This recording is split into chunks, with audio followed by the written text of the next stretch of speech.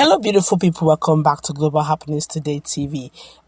Imo State has been trending for more than a week now, but right now it looks like the verdict of the Supreme Court is beginning to haunt the state, as one of the Supreme Court justices have decided to open up. A lot is happening at the background, I must say.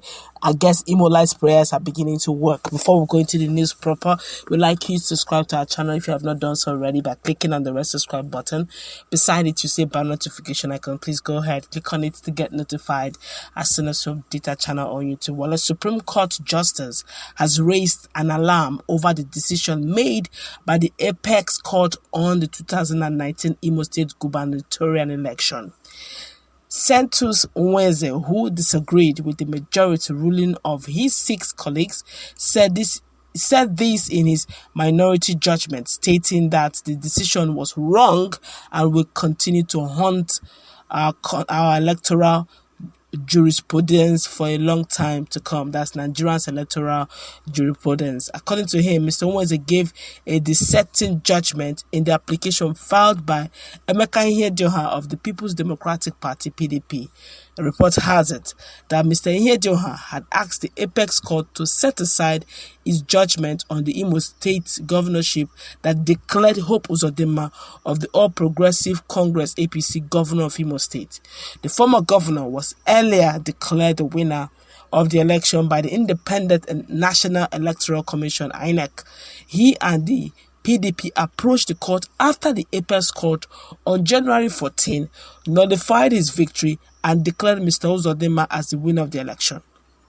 His grounds for appealing the Supreme Court's decisions included the claim that Mr. Uzodinma deceived the Supreme Court with his self-tabulated results from 388 polling units, and that based on the result accepted by the Supreme Court, the number of voters in Imo State governorship election outnumber the accredited voters for the election, a situation that would ordinarily invalidate an election.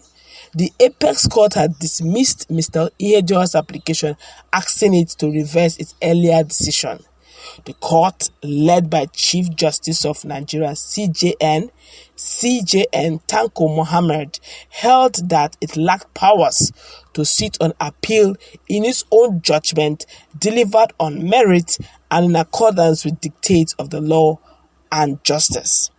In dismissing the application, the justices with the majority judgment include CJN Olukayode Ariwola, Sylvester Agwata, Kudirat Kekere Ekun, Amina Agwe, and Awaniaba Aji. But in his dissenting judgment, Justice Nwosu held that the judgment or order can be set aside on merit. He said the Apex Court has the power to overrule itself and has done so in the past. Mr. Nwosu was not part of the original 7-member panel that nullified Mr. Ihedioha's election on January 14. He was added to the panel in place of Amiru Sanusi, who retired from the Apex Court in January. In giving a dissenting judgment, Mr. Nwosu nullified the declaration of Mr. Uzodinma as governor on account of wrong declaration.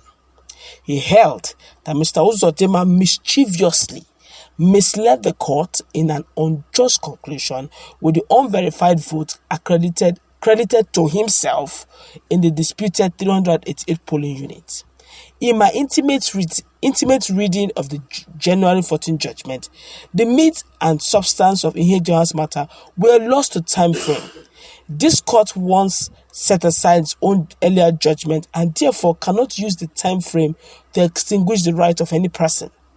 This court has powers to overrule itself and can revisit any decision not in accordance with justice, he said. According to Mr. Nwosu, the decision of Supreme Court in the instant matter will continue to haunt our electoral jurisprudence for a long time to come. He added that without evidence of meeting other constitutional provisions, the court misled itself into declaring Mr. Uzodinma as governor. The judge said that Mr. Uzodinma and his party misled the court to accept the allegedly excluded result in 388 polling units without indicating the votes pooled by other political parties.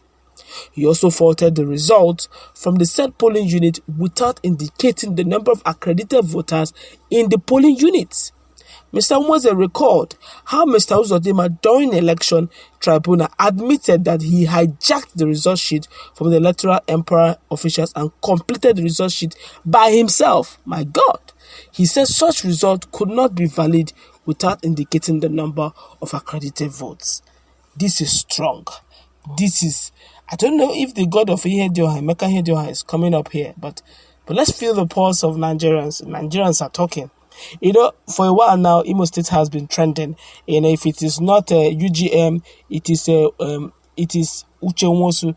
If you want to even go by that, Uche Nwosu was the second runner-up after Emeka Ihedioha. So if you want to go by those who came first, second, and third, if they have removed Emeka Ihedioha, it should have been Uche Nwosu that is now being embarrassed and humiliated everywhere. But let's feel the pulse of Nigerians.